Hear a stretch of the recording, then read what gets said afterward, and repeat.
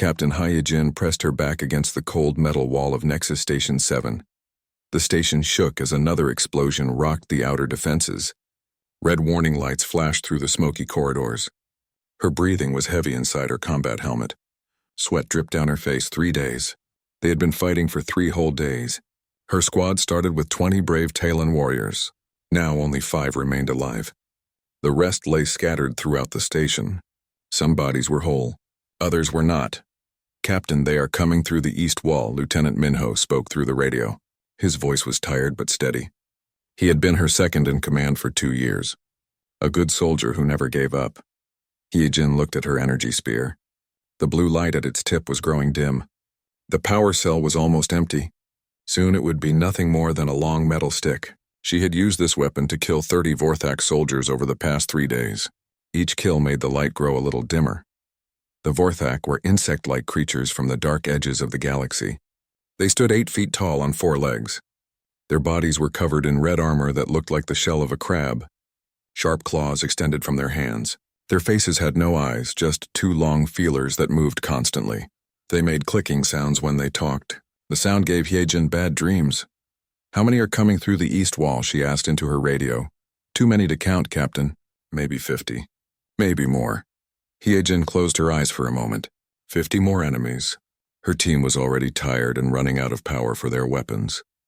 The station had no working defense systems left. The main generator had been destroyed on the first day. She thought about her home planet of Tylos. Green forest covered the mountains. Blue oceans sparkled under twin suns. Children played in crystal cities that touched the clouds. Her people were artists and scientists. They built beautiful things. They wrote poems about peace and love. The Vorthak Empire wanted to destroy all of that. They came from a dead world where nothing grew. They hated anything that was alive and beautiful. They had already destroyed 12 worlds in the outer colonies. Millions of people were dead because of them. Nexus Station 7 was important because it controlled all communications in this part of space. If the Vorthak took control of the station, they could stop messages between the Talon Defense Fleet and the colonies. The fleet would be blind. More worlds would fall. "Captain, Corporal So Young needs medical attention." Private Jamin spoke through the radio. His voice shook with fear. So Young was the youngest member of their squad, only 19 years old. She joined the Defense Corps to protect her family. "How bad is she hurt?" Hyojin asked. "Plasma burn on her right arm. She can still fight, but she needs help. Give her a medical pack. We cannot stop fighting now." Hyojin pushed away from the wall and moved through the damaged corridor. Broken pipes leaked steam into the air. Sparks fell from damaged electrical systems. The floor was covered with pieces of metal and glass from destroyed walls. She found Private Dongwook hiding behind an overturned table in the main hall. He was young too, maybe 22 years old. His hand shook as he held his energy rifle. The weapon was almost out of power, just like all their equipment. "Private, report," she said. "Captain, I see movement in the north corridor. Many shadows. The Vorthak are gathering for something big." Hyojin looked through the broken windows that faced outside. The moon they were on had no atmosphere. Space was black and filled with stars. But she could see lights moving on the surface. Hundreds of lights. Each light was a Vorthak warrior in powered armor. They had been smart about this attack. First, they destroyed the communication array so no help could come. Then they landed troops all around the station. They did not rush in like wild animals. They moved slowly and carefully, cutting off escape routes one by one. Now the station was completely surrounded. There was nowhere to run. No help was coming. The defense fleet thought this station was already destroyed. No rescue ships would arrive. "Lieutenant Minho, gather everyone in the central chamber," she ordered through her radio. "We make our final stand there." "Yes, Captain." Hyojin looked at her reflection in a broken piece of glass on the floor. Her blue skin was covered with dirt and dried blood. Her long black hair was messy and filled with dust. Her purple eyes looked tired but still held determination. She was trained to be a leader. The Defense Corps taught her to think clearly under pressure, to make hard choices that would save lives, but they never taught her how to prepare for death. The central chamber was the largest room in the station. It had multiple entrances, which was bad for defense, but it also had the strongest walls and the best cover. If they were going to die here, at least they could take many enemies with them. Private Dongwook followed her through the corridors. His footsteps echoed in the empty halls. Once this station had 50 workers, scientists and communication officers. They had all evacuated when the Vorthak first appeared on long-range sensors. "Captain, do you think anyone will remember what we did here?" Dongwook asked quietly. "If we do our job right, they will never need to remember," she replied. "Our job is to hold this station long enough for the defense fleet to realize something is wrong. When they investigate, they will find out about the Vorthak invasion plans." It was not completely true. She knew the chances of the fleet coming were very small. But soldiers needed hope to fight well. Even false hope was better than none. They reached the central chamber where the rest of her squad was waiting. Lieutenant Minho stood near the main entrance checking his weapon. Corporal So Young sat against a wall wrapping a bandage around her burned arm. Private Jamin was setting up their last portable shield generator. "Report," Heejin ordered. "All defensive positions are ready, Captain," Minho said. "We have enough power for maybe 1 hour of fighting. After that, we use conventional weapons only." Conventional weapons meant knives and metal clubs. Against the Vorthak armor, they would not be very effective. The sound of clicking grew louder outside the chamber. The enemy was gathering. Soon they would attack with everything they had. Heejin raised her energy spear above her head. The dim blue light cast shadows on the walls. "Today we fight for more than just this station," she told her squad. "We fight for every child on every world who deserves to grow up free. We fight for art and music and all the beautiful things that make life worth living." The clicking sound stopped. In the sudden silence, Heejin could hear her own heartbeat. Then the attacks began. The first wave of Vorthak warriors burst through the main entrance like a red flood. Their claws scraped against the metal floor as they charged forward. The clicking sounds they made filled the air like angry insects. Lieutenant Minho opened fire first. His energy rifle sent bright blue bolts into the mass of enemies. The first Vorthak warrior fell backward, a smoking hole in its chest armor, but 3 more took its place immediately. "Hold the line," Captain Haijin shouted over the noise of battle. She thrust her energy spear forward, piercing the armor of a large Vorthak that had gotten too close. The creature made a high-pitched screaming sound before it collapsed. Blue sparks flew from her weapon as the power cell worked harder. Private Jamin fired his rifle from behind an overturned table. His shots were accurate, but the Vorthak kept coming. For every one they killed, 2 more appeared in the doorway. The portable shield generator he had set up was already overheating. Red warning lights flashed on its control panel. "The shield is failing," he called out. Corporal So Young ignored the pain in her burned arm and kept fighting. Her rifle was set to rapid fire mode, sending multiple bolts with each trigger pull. She hit a Vorthak warrior in the leg, causing it to stumble. Before it could get back up, she put 3 more shots into its head. But there were so many enemies. They came from the main entrance like water through a broken dam. Their red armor gleamed under the emergency lighting. Their claws clicked against their weapons as they prepared to fire. "East corridor breach," Private Dongwook reported through the radio. His voice was tight with fear. Heejin looked toward the east entrance and saw more Vorthak pouring in. This was not a single attack. This was a coordinated assault from multiple directions. The enemy commander was smart. They were trying to divide her small force. "Minho, take Dongwook and hold the east entrance," she ordered. "Yes, Captain." The lieutenant grabbed the youngest member of their squad and ran toward the new threat. Their boots splashed through puddles of coolant that leaked from damaged pipes. Dongwook was breathing heavily, but he followed without question. The portable shield generator finally overloaded. It made a loud whining sound before the energy barrier collapsed completely. Now they had no protection except the furniture they were hiding behind. A plasma bolt flew past Hyojin's head, so close she could feel the heat. It struck the wall behind her and left a glowing hole in the metal. She rolled to the side and came up behind a different piece of cover. Her energy spear was getting dimmer. The blue light at its tip flickered like a candle in the wind. She had maybe 20 more thrusts before the power cell died completely. After that, it would just be a long metal stick. "So Young, how much power do you have left?" she asked. "Maybe 10 shots, Captain. Make them count." Jamin was down to his last power cell, too. He ejected the empty one from his rifle and slammed in the new one. His hands were shaking, but his aim was still good. He took careful shots at the Vorthak warriors who were trying to advance across the chamber. The sound of fighting came from the east corridor where Minho and Dongwook were making their stand. Energy bolts flashed in the darkness. The clicking sounds of the Vorthak mixed with the whining of overcharged weapons. Lieutenant, report. Hee-jin called into her radio. We are holding them back, Captain, but barely. There are at least 20 of them here. 20 more enemies on the east side, plus the 30 or 40 coming through the main entrance.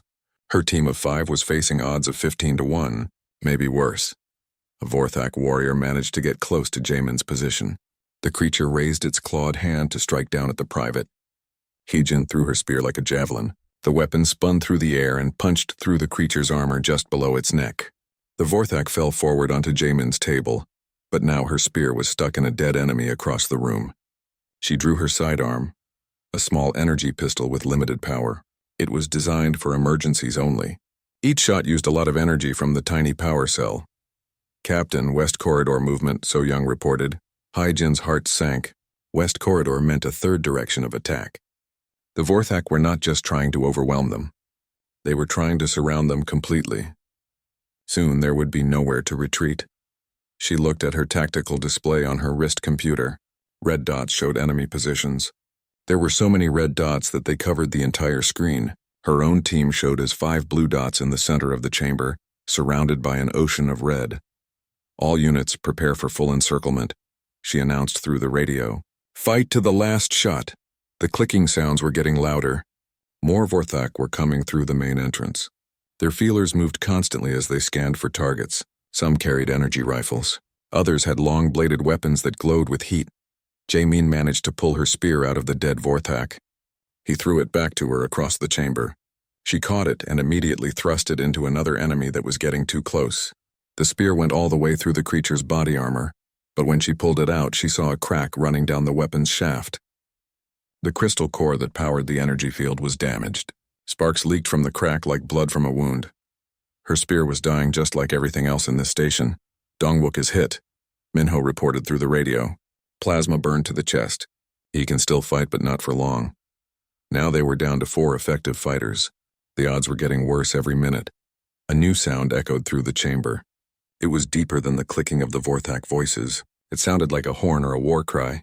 The enemy commander was signaling something. All at once, the Vorthak stopped their individual attacks. They pulled back to the entrances and formed organized groups. This was not random anymore. This was military precision. They are preparing for a final assault, Hee-jin realized. The clicking sound stopped completely. In the sudden silence, she could hear water dripping from broken pipes. She could hear her own breathing inside her helmet. She could hear her heart beating fast. Then, like thunder, hundreds of Vorthak voices started clicking at the same time. The sound was deafening. It echoed off the walls and filled the chamber with noise. The final battle was about to begin. The final assault began with a roar that shook the entire station. Vorthak warriors charged from all 3 entrances at the same time. Their red armor caught the light as they moved like a living wave of destruction. Captain Hee-jin stood in the center of the chamber, her damaged energy spear held ready. The crack in the weapon's shaft had grown longer. Blue sparks leaked out constantly now, lighting up her face in the dim emergency lighting. For Tylos, she shouted, and threw herself into the advancing enemy. Her spear punched through the chest of the first Vorthak warrior. The creature's feelers went rigid as it died. She pulled the weapon free and spun around to block a claw strike from another enemy. The impact sent vibrations up her arms. Lieutenant Minho and Private Dongwook were fighting desperately at the east entrance. Minho's rifle had run out of power, so he was using it as a club. He swung the heavy weapon like a hammer, smashing it into Vorthak heads and bodies. Dongwook was wounded but still shooting. The plasma burn on his chest had weakened him, but his aim was still good. He put shot after shot into the crowd of enemies trying to push through the doorway. My rifle is almost empty, he called out. Then make every shot count, Minho replied, smashing his weapon into another Vorthak. Corporal So Young was down to her last few shots too. She had taken position behind a thick metal support beam. Every time a Vorthak tried to cross the open ground toward her, she put an energy bolt through its head. But more kept coming. Private Jaemin was fighting with a metal bar he had torn from a damaged wall panel. His rifle had died completely, so now he was fighting like a primitive warrior. The metal bar was heavy, but it could crack Vorthak armor if he hit hard enough. A Vorthak warrior got past Hee-jin's guard and raked its claws across her left shoulder. Pain shot through her body as the sharp claws cut through her armor and into her skin. Blue blood ran down her arm. She spun around and thrust her spear into the creature's side. But as she pulled the weapon free, she heard a terrible sound. The crack in the spear's shaft split wider. The blue energy field flickered and went dim. "No, not now," she whispered. Another Vorthak charged at her with its blade raised high. She blocked the attack with her spear, but the impact was too much for the damaged weapon. The shaft snapped in half with a sharp crack.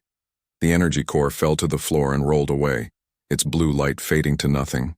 Now she held only the broken end of what used to be her weapon, half of a metal stick against an army of enemies. The Vorthak warrior that had broken her spear made a clicking sound that might have been laughter. It raised its blade again, ready to finish her. He-Jin drew her energy pistol with her good arm. The small weapon felt tiny in her hand compared to her spear. She fired 3 shots into the Vorthak's chest. The creature stumbled backward but did not fall. Its armor was too thick for the pistol's weak energy bolts. "Captain, we cannot hold them much longer," Minho called through the radio. His voice was strained from fighting. She looked around the chamber and saw that her team was being overwhelmed. There were just too many enemies. For every Vorthak they killed, 3 more took its place. Dongwook was backed against a wall, swinging his empty rifle like a club. A Vorthak warrior was advancing on him with claws extended. The private was too wounded to move quickly. So Young's position behind the support beam was about to be overrun. 5 Vorthak were approaching from different angles. She had maybe 2 shots left in her rifle. Jae-min was fighting 3 enemies at once with his metal bar. He was young and strong, but he was getting tired. One of the Vorthak managed to grab the bar and was trying to pull it away from him. Hai-Jin fired her pistol at the Vorthak, attacking Dong-wook. The energy bolt hit it in the back of the head and it fell forward, but her pistol's power indicator was blinking red now. Only a few shots left. A plasma bolt flew past her ear so close it burned her hair. She dove behind a pile of debris and tried to think. There had to be something she could do. Some way to turn this around. But what could she do against so many enemies with a broken weapon and almost no power left? More Vorthak were pouring through all 3 entrances. She could hear their claws clicking on the metal floor as they spread out through the chamber. Soon they would surround her completely. The clicking sounds grew louder and louder. It was like being inside a hive of giant insects. The sound filled her head and made it hard to think clearly. She looked at the pieces of her broken spear lying on the floor. The weapon had been in her family for 3 generations. Her grandfather had carried it in the border wars. Her father had used it to defend the colonies from raiders. Now it was just scrap metal. A shadow fell across her hiding place. She looked up and saw a massive Vorthak warrior standing above her. This one was bigger than the others, with extra armor plates and decorative markings on its shell. It must be their commander. The creature's feelers moved as it studied her. Its claws were longer and sharper than the regular warriors. In one hand it held a ceremonial blade that glowed with red energy. The commander clicked something to the other Vorthak. They all stopped attacking and formed a circle around Hyejin's position. They wanted to watch their leader kill her personally. Hyejin stood up slowly, her pistol in her hand. The power indicator was flashing red. Maybe 1 shot left, maybe none. "You fought well for such a weak species," the commander said in broken Talon language. "But now you die." The commander raised its red blade high above its head. The weapon hummed with deadly energy. Around the circle, dozens of other Vorthak watched and clicked their approval. Hyejin looked up at the ceiling of the chamber. Through a crack in the metal, she could see stars in the black space above. Somewhere up there was her homeworld with its green forests and crystal cities. She would never see them again. The commander's blade started to come down toward her head. Time seemed to slow as the glowing weapon descended through the air. Then the ceiling exploded. Chunks of metal and concrete rained down on everyone in the chamber. The lights went out completely, leaving them in darkness. Emergency power kicked in a few seconds later, bathing everything in red light. Something had smashed through the roof of the station. Something big and heavy and moving very fast. Through the hole in the ceiling, a figure in strange armor dropped into the chamber like a falling star. The Vorthak commander's blade stopped, inches from Hyejin's head as the creature looked up in confusion. What had just happened? Who was this newcomer, and why did the armor look so different from anything she had ever seen before? The figure rolled to its feet in one smooth motion and raised a weapon that Hyejin did not recognize. It was long and black and looked very dangerous. When the newcomer spoke, the voice was deep and determined. "Sorry I'm late." The newcomer's armor was unlike anything Captain Hai-Jin had ever seen. It was dark gray with green markings and covered in scratches from many battles. Steam rose from its joints as cooling. Systems worked to manage the heat from its fall through 3 levels of the station. The helmet turned toward the Vorthak commander, who still held his red blade above Hai-Jin's head. Behind the dark visor she could see nothing of the face inside. "I said I'm sorry I'm late," the figure repeated. The voice came through a speaker system built into the helmet. It sounded human, but Hai-Jin had never met a human before. The Vorthak commander made an angry clicking sound and swung his blade toward this new enemy. The glowing weapon cut through the air where the armored figure had been standing, but the newcomer was no longer there. He had moved faster than Hai-Jin thought possible in such heavy armor. One moment he was standing still, the next he was behind the commander with his black weapon pressed against the creature's neck. The weapon made a loud, cracking sound. The Vorthak commander's head exploded in a shower of green blood and shell fragments. The massive body toppled forward and crashed to the floor. "That's for interrupting a conversation," the human said calmly. The other Vorthak warriors stood frozen for a moment. They had never seen their commander killed so quickly. The clicking sounds they made were different now. Not angry or triumphant. Confused and maybe frightened. The human raised his black weapon and pointed it at the nearest group of enemies. "Anyone else want to try their luck?" His finger squeezed a trigger. The weapon roared to life, spitting out projectiles so fast they looked like a solid line of light. The bullets, if that was what they were, punched through Vorthak armor like it was paper. 3 warriors fell in the first burst, then 5 more. The human swept his weapon back and forth, cutting down enemies with mechanical precision. Each shot found its target. Each target fell and did not get up again. The Vorthak began to panic. They scattered in all directions, trying to find cover from this deadly new enemy, but there was nowhere to hide in the open chamber. The human's weapon seemed to have unlimited ammunition. "What are you?" Hai-Jin whispered, staring at this warrior who fought like a machine. The human's helmet turned toward her for a moment. "Sergeant Tae-sung Kim, Terran Colonial Marines. And you must be the Talon officer who's been holding this station. Captain Hai-Jin, Talon Defense Corps. Well, Captain, I suggest you find some cover. This is about to get messy." A group of 10 Vorthak warriors charged at the human from the main entrance. Their claws scraped against the metal floor as they ran. Their energy weapons fired plasma bolts that lit up the chamber with bright flashes. Tae-sung moved like liquid lightning.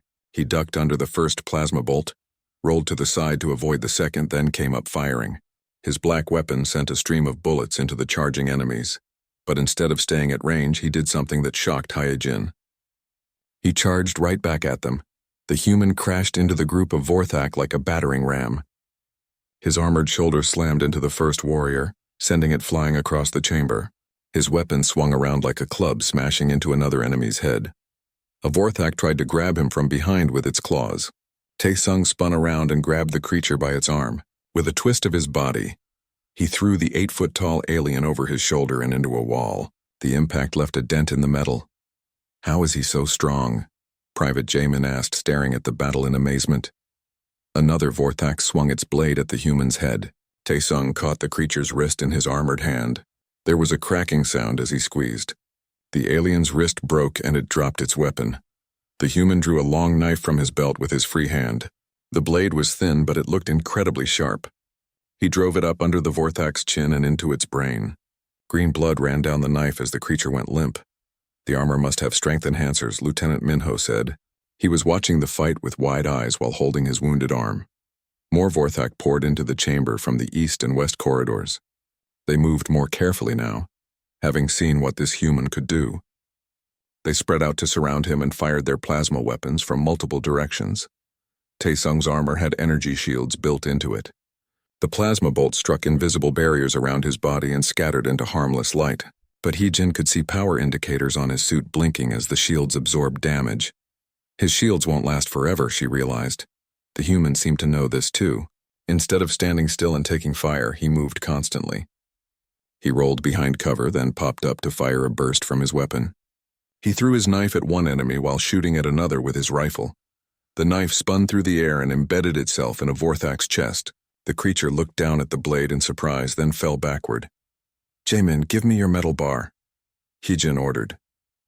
The private handed over the heavy piece of metal he had been using as a weapon. It was bent and dented from hitting Vorthak armor, but it was still solid. Hyejin picked up her broken energy pistol and checked its power level. 1 shot left, maybe 2 if she was lucky. Not much, but it might help. "What are you doing, Captain?" So Young asked. "That human saved our lives. Now we help him save his." She ran toward the nearest group of Vorthak that were firing at Tae-sung. They were so focused on the human that they did not see her coming. She swung the metal bar with both hands and smashed it into the back of one warrior's head. The creature's skull cracked like an egg. It fell forward without making a sound. The other Vorthak in the group turned toward her. She fired her pistol at point-blank range into one's face. The energy bolt punched through its head and out the back. But now her pistol was completely dead. The third Vorthak raised its claws to strike at her. Before it could attack, Tae-sung's rifle fired from across the chamber. 3 bullets struck the creature in the chest and it toppled backward. "Thanks," she called out. "Don't mention it," the human replied, still firing at other enemies. Lieutenant Minho and the others had seen what their captain was doing. Despite their wounds and exhaustion, they joined the fight. Minho picked up a Vorthak energy weapon from a dead enemy and started shooting. Dongwook found a sharp piece of metal and used it as a spear. Even wounded, they were still Talon Defense Corps. They did not give up. The tide of battle was turning. The chamber was filled with dead Vorthak bodies. Green blood covered the floor and walls. The clicking sounds were getting quieter as fewer enemies remained alive. Tae-sung reloaded his weapon with smooth, practiced movements. Fresh ammunition slid into place with a satisfying click. He had done this many times before. "How many more are out there?" he asked Hyejin. "We counted maybe 300 when they surrounded the station." 300. "That's all?" The human sounded almost disappointed. "I was hoping for a real challenge." Hyejin stared at him. This warrior had just killed 50 enemies in a few minutes and he wanted more. What kind of people were these humans? The sound of many feet echoed from the corridors outside. More Vorthak were coming. Lots of them. "Well," Tae-sung said, checking his ammunition counter, "looks like I'm going to get my wish." He walked toward the main entrance where the sound was loudest. His armor's servos whined as the mechanical muscles prepared for more combat. "Stay back, Captain. This might get interesting." The sound of approaching enemies grew louder as more Vorthak rushed through the station's damaged corridors. Their claws clicked against metal floors like a deadly rainstorm. Captain Hyejin counted at least 100 different footstep patterns. Sergeant Tae-sung stood at the main entrance with his rifle ready.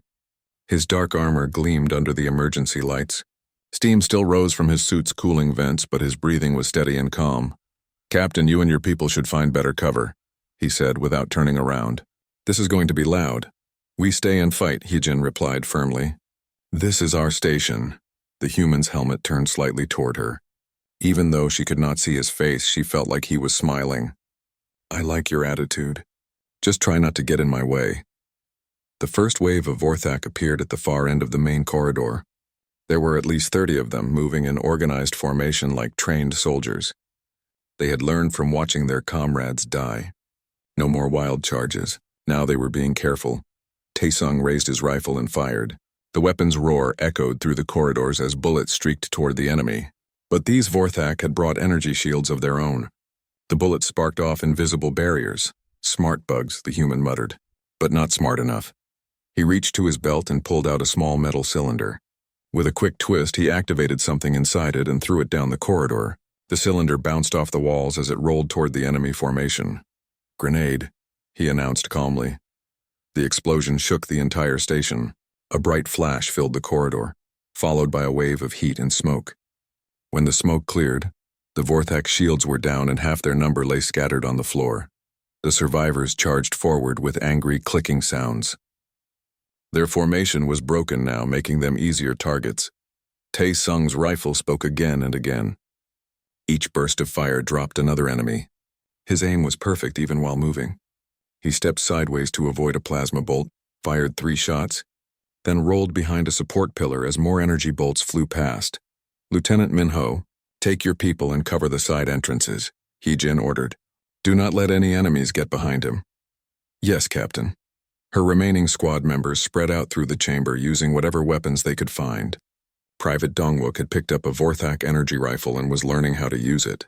The weapon was designed for creatures with different hands, but he managed to make it work. Corporal So Young found a position where she could watch both the east and west corridors. Her wounded arm was getting worse, but she ignored the pain. Private Jamin had claimed another metal bar from the wreckage and stood ready to defend against any enemies that got past the humans' gunfire. Another group of Vorthak tried to rush the main entrance. These ones had learned to spread out more, making them harder to hit with explosives. But Taesung did not use another grenade. Instead, he did something that amazed Hyejin. He ran straight toward them. His armored boots pounded against the floor as he charged into the corridor. The Vorthak fired their plasma weapons, but he moved in an unpredictable zigzag pattern that made him hard to target. The first enemy tried to block his path with a long blade. Taesung grabbed the weapon with his free hand and snapped it in half like a twig. His rifle fired point blank into the creature's chest, punching completely through its body armor. A second Vorthak swung its claws at his head. He ducked under the attack and drove his elbow upward into the alien's chin. The impact lifted the 8-foot-tall creature off its feet and sent it crashing into the ceiling. "How is he moving so fast in that heavy armor?" Jamin whispered. "Advanced technology," Minho replied. "The humans must have mechanical muscles built into their suits." But it was more than just the armor. Hyejin could see that this human knew exactly how to fight. Every movement was precise and efficient. He never wasted energy or took unnecessary risks. He had trained for this kind of combat his entire life. A Vorthak managed to get behind him and wrapped its arms around his chest, trying to crush him with its powerful grip. Taesung dropped his rifle and reached over his shoulder to grab the creature's head. With a sharp twist, he broke its neck and threw the body aside. He picked up his rifle and kept fighting as if nothing had happened. More enemies poured in from the side corridors. These ones were different from the regular warriors. They wore heavier armor and carried bigger weapons. Elite troops, probably the Vorthak equivalent of special forces. Captain movement on the east side, So Young reported. 6 targets, heavily armed. "Dongwook, help her hold that corridor," Hyejin ordered. The private nodded and ran toward So Young's position. The captured Vorthak rifle in his hands was awkward to use, but he was getting better with it. He fired several shots at the advancing enemies, forcing them to take cover. Meanwhile, Taesung was still fighting in the main corridor. Bodies of dead Vorthak were piled 3 deep around his position. Green blood covered the walls and floor, but he showed no signs of getting tired. One of the elite warriors fired a heavy plasma cannon at him. The energy bolt was much larger and brighter than normal plasma fire. It could have melted through the station's outer hull.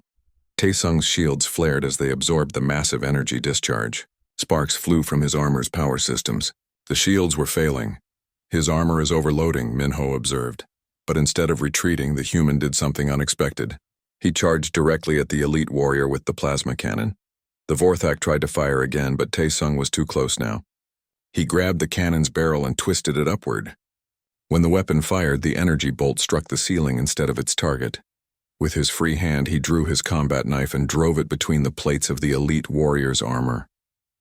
The blade found a gap and slid deep into the creature's chest. Green blood fountained out as the alien collapsed. "That's for shooting at my shields," Taesung said. But the effort had cost him. His armor's power indicators were flashing red warnings. The mechanical muscles were overheating. The cooling system was struggling to keep up. More Vorthak were coming. Hyejin could hear them in the corridors, regrouping for another assault. They had seen their elite troops fail, but they were not giving up. "Sergeant, your armor is damaged," she called out. "You need to fall back and let it cool down." "No time for that, Captain. Besides, I'm just getting warmed up." He pulled his knife from the dead elite warrior and wiped the blade clean on his armor. Then he reached to his belt and pulled out another grenade. This one was larger than the first. "Everyone take cover," he announced. "This one's going to be big."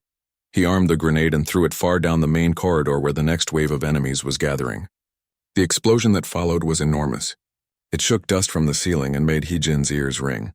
When the smoke cleared, the corridor was empty except for scattered pieces of armor and weapons. "That should buy us a few minutes," Taesung said. He was breathing harder now. Even his enhanced armor had limits. Hyejin looked at her tactical display. There were still dozens of red dots moving through the station. The Vorthak had taken heavy losses, but they were not retreating. If anything, they seemed more determined than ever. "They are calling in reinforcements," she realized. "Ships in orbit are probably landing more troops right now." Taesung checked his ammunition counter. Half empty. He had spare magazines, but not many. How long until your people send help, he asked. They are not coming. The defense fleet thinks this station was already destroyed. The human was quiet for a moment. Then he laughed. It was not a happy sound. So we are on our own. Yes. Just the way I like it. He reloaded his rifle with smooth, practiced movements. Fresh ammunition clicked into place. His armor's power systems were still overheating, but he ignored the warning lights. Well, Captain, it's been interesting. But I think it's time to finish this fight. New sounds echoed through the station, different from the clicking of Vorthak voices. These were mechanical sounds, the whine of engines and the stomp of heavy feet. What is that? Jaemin asked nervously.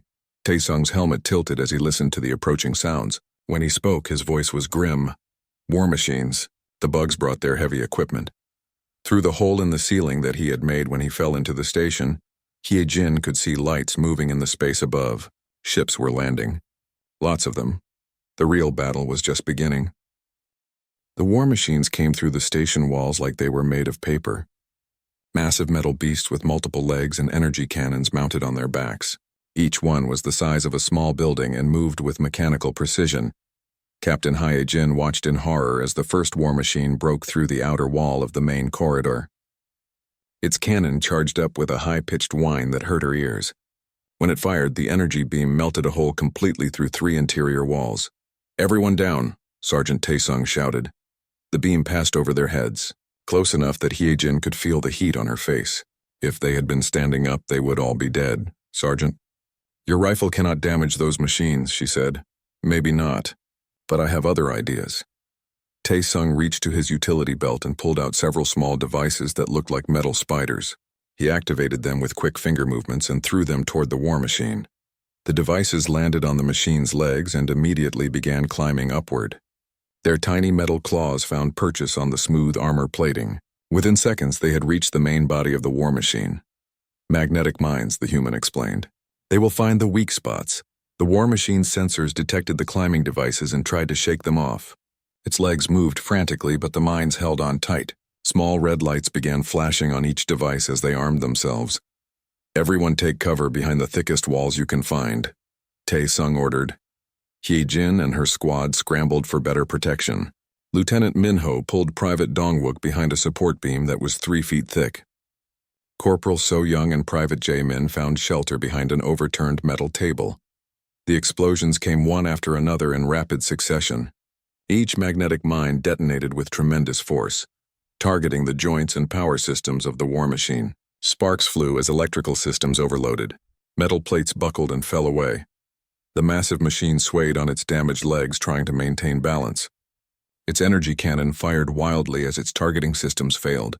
The beam cut through walls and ceiling panels before the machine finally toppled over with a crash that shook the entire station. One down, Taesung said calmly. But more war machines were coming. Hye-jin could hear them moving through the outer corridors, their metal feet pounding against the floor. Each step sounded like thunder. How many more of those mines do you have? She asked. Not enough. A second war machine appeared at the east entrance. This one was different from the first. Instead of an energy cannon, it had multiple missile launchers mounted on its back. Red targeting lights swept across the chamber as it locked onto the human. Missile platform, Taesung identified. This is going to hurt. The machine fired 6 missiles at once. They streaked through the air with bright exhaust trails guided by sophisticated targeting computers. Each missile was designed to kill armored vehicles. Taesung did not try to run or hide. Instead, he did something that amazed everyone watching. He drew his combat knife and threw it with incredible precision. The knife spun through the air and struck the lead missile right in its nose cone. The explosive warhead detonated prematurely, triggering a chain reaction that destroyed all 6 missiles in mid-air. The explosions lit up the chamber like fireworks. Chunks of metal rained down everywhere. The shockwave knocked several people to the ground. Did he just shoot down missiles with a knife? Jaemin asked in disbelief. Humans, Minho said quietly. What kind of species are they? The missile platform tried to reload, but Taesung was already moving. He sprinted across the chamber toward the machine, his armored boots pounding against the floor. Plasma bolts from remaining Vorthak warriors flew around him, but he ignored them completely. When he reached the war machine, he did something that defied logic. He jumped. His armor's enhanced leg muscles launched him 15 feet into the air. He landed on top of the missile platform and immediately began tearing into its armor plating with his bare hands. The machine tried to shake him off, but he held on tight. His armored fingers found gaps in the plating and pulled them wider. Sparks flew as he ripped through electrical cables and hydraulic lines. The armor's strength enhancement must be incredible, So Young observed. Within minutes, Taesung had disabled the war machine's main systems. It stopped moving and its weapons went silent. He jumped down from its back and retrieved another combat knife from his belt. 2 down, but the victory was short-lived. More sounds echoed through the station. Not just war machines this time. Something else. Something bigger. Dropships, Taesung said, listening to the mechanical roars from outside. They are bringing in heavy reinforcements. Through the damaged walls, Heejin could see lights in the space above the station. Dozens of ships were landing on the moon's surface. Each one was probably carrying 50 or more Vorthak warriors.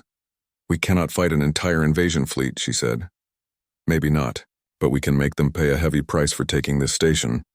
Taesung checked his remaining ammunition and weapons. He had 2 magazines left for his rifle, 3 more magnetic mines, and 1 combat knife. Against hundreds of enemies, it was not much, but then something unexpected happened. New sounds came from outside the station. Different from the Vorthak engines. These were cleaner, more precise. The distinctive whine of Talon military ships.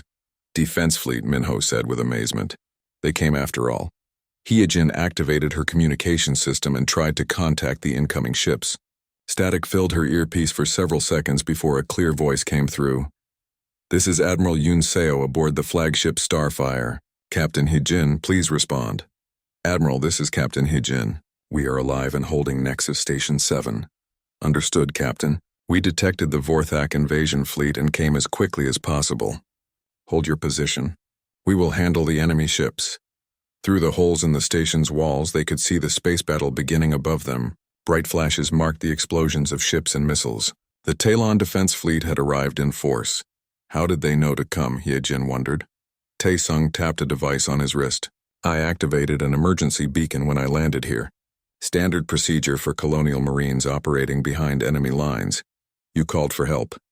I called for backup. There is a difference.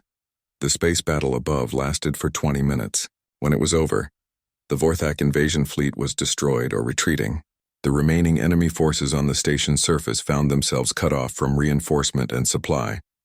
Without their ships and war machines, the Vorthak warriors were no match for the combined firepower of Heejin's defenders and Taesung's advanced weaponry. The final assault on the central chamber never came. Instead, the clicking sounds gradually faded as the surviving enemies withdrew into the outer corridors and eventually fled into the moon's rocky terrain. Rescue teams from the defense fleet arrived 30 minutes later. Medical personnel treated the wounded while engineers began assessing damage to the station. The communication array could be repaired, they said. Nexus Station 7 would be operational again within a week. As medics worked on her wounded shoulder, Heejin watched Sergeant Taesung remove his helmet for the first time. He was younger than she had expected, maybe 25 years old. His black hair was cut short in military style. His eyes were dark and alert, constantly scanning for potential threats even though the battle was over. Thank you, she said simply. Just doing my job, Captain. What exactly is your job? Taesung smiled slightly. I drop into impossible situations and make them possible.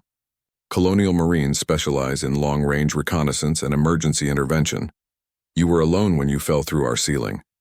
My squad was supposed to land with me, but our dropship took heavy fire from Vorthak interceptors. I was the only one who made it to the surface in one piece. Admiral Yoon Seo arrived to personally assess the situation. She was an older woman with silver hair and the bearing of someone who had commanded ships for 30 years. She listened to Heejin's report with growing amazement. You held this station for 3 days against 300 enemies. Sergeant Taesung made the difference, Admiral. Without him, we would all be dead. The Admiral turned to study the human warrior. I have heard stories about your species, Sergeant. Reports from other worlds where humans have fought alongside our forces. They said you were exceptional warriors. We do what needs to be done. Indeed. The Admiral paused thoughtfully. The Defense Council has been debating whether to request formal military assistance from Earth. After seeing what one human soldier accomplished here, I believe that debate is over. Over the following hours, as repair teams worked to restore the station, Hyojin found herself talking with Tae-sung about their respective military traditions. She learned that humans had been fighting wars for thousands of years before they ever left their home planet. They had developed tactics and weapons that reflected their aggressive nature and refusal to surrender. "Your people build beautiful things," he said, gesturing toward a damaged wall panel that still showed intricate artistic designs. "But when you need someone to break things and kill enemies, you call us." Is that how humans see themselves? As destroyers. Not destroyers, protectors. We destroy the things that threaten what we want to protect.